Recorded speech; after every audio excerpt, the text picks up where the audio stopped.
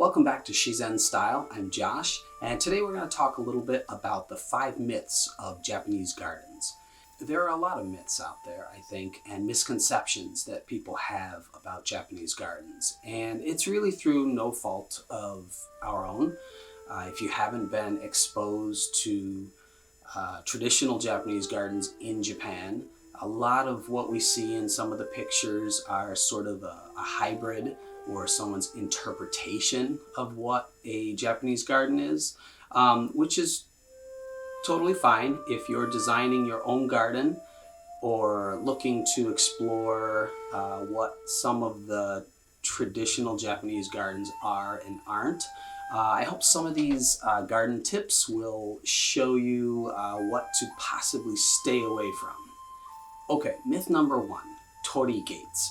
Torii gates are the large orange, red, sometimes natural cement color, or wooden gates at the beginning of what we consider the garden. In actuality, these are for Shinto shrines and not really for Japanese gardens. So I think some of the misconception comes in because, yes, Shinto shrines or Buddhist temples can have Japanese gardens in them, but the Torii gate actually has nothing to do with the garden itself.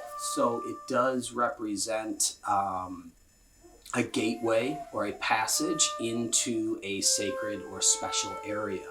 So the connection can be made there. However, more than anything, it represents the religious or Buddhist or Shinto side to things and not really having anything to do with the Japanese garden itself. Now, there are lots of gates used in Japanese gardens, and I encourage you to look more at the mon, or the entrance gate to like a tea garden. And they come in all different sizes and shapes with bamboo sometimes being used, sometimes full wood.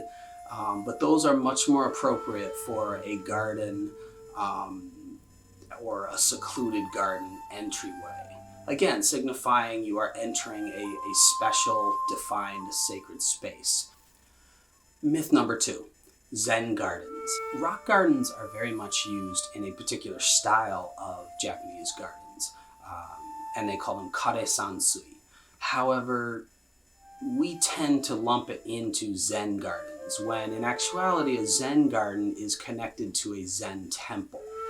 And many, if not most, Japanese gardens are not related to a Zen temple. So the proper terminology is rock garden or kare sansui, and they may or may not be associated with a temple, which also may or may not be associated with Zen. The Shingon-shu, Shingon religion it's a form of Buddhism that comes from Wakayama at Koyasan. And on Mount Koya, they also have a few beautiful rock gardens, which are not Zen gardens because it is a different religion. I think we're very much in the habit of thinking of minimalist type of rock garden equals Zen garden. But in actuality, it may not have anything to do with Zen at all. Myth number 3, Buddhist statues.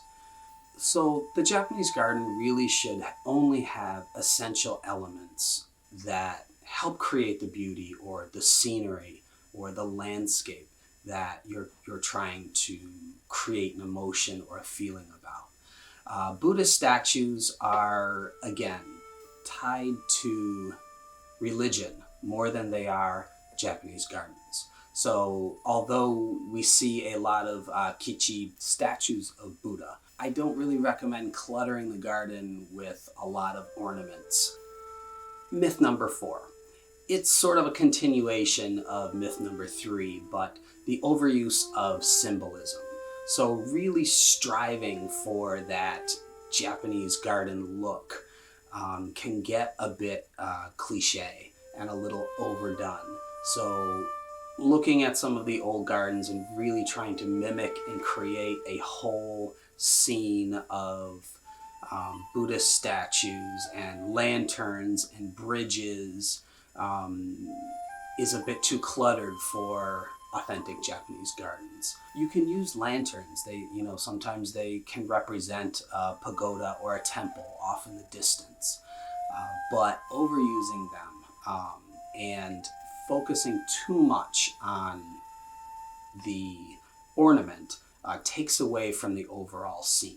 Ideally, the lanterns are a bit more subdued and maybe nestled against a tree or a bush that add something subtle to the garden. And I guess that's the main point for a lot of these things is it's much more interesting and complex when you start thinking of the details and the subtlety that you can bring to the garden, rather than the flashy ornaments to highlight the difference of your Japanese garden. And myth number 5 is sakura cherry trees. So the cherry tree is obviously a huge symbol of Japan. It represents evanescence, our fleeting time that we have on this planet, and it is a symbol of Japan. The problem is that it's actually very rare that the cherry blossom is used in a Japanese garden. And there's a few reasons for this. It has to do with they're difficult to prune. They're actually not a very strong tree, so they're very weak and susceptible to disease. And there's a few sayings in Japanese as well about only a fool prunes his cherry tree. Well, in Japanese gardens, many of the trees are highly manicured and pruned and kept in a certain way or formed to a certain shape. So there's a handful of other reasons why the cherry blossoms are actually not a part of the garden, which I will link to in another video because it sort of needs its own separate topic. Okay, thanks, enjoy, and we'll see you again at Shizen Style.